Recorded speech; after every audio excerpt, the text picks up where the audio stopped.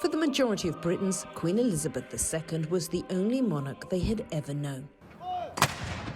Tributes were paid to the Queen, head of the Commonwealth group of nations, in all corners of the world. Many believe keeping the Commonwealth together without the Queen will now be a major challenge. I mean, obviously Barbados has declared itself a republic in recent years, particularly if some of the other realms across the seas start to, which takes us back to the Commonwealth question, start to detach from the crown. That will start to again draw attention to its historic role and the way that that's being presented now. So it's a delicate moment. Leading that moment, the Queen's eldest son, King Charles.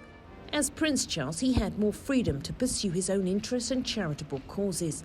As king, he appears to have accepted he will have to be less outspoken. He did not attend COP27 in Egypt, although did host climate leaders at Buckingham Palace.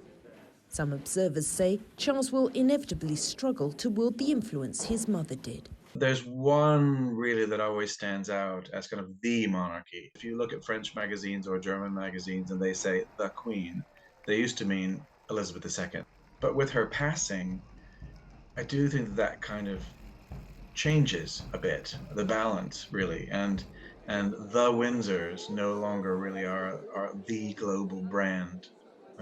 Charles III, I think, will be a fine monarch, but he doesn't have that same kind of gigantic presence that Elizabeth II, I think, had. I have a commitment at Oxford University. King Charles's reign comes as millions of people around the world are watching a fictionalized version of his life in the Netflix series The Crown, which has drawn criticism for its negative portrayal of events, although others believe it has made the royal family appear more relatable.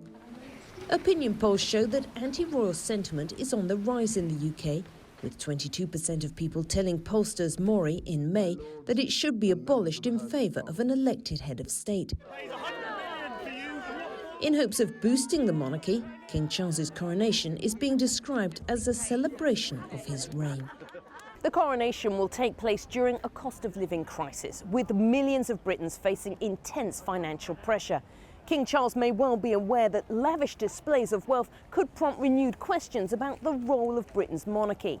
For others, it will be important to see the full pageantry of such an historic occasion.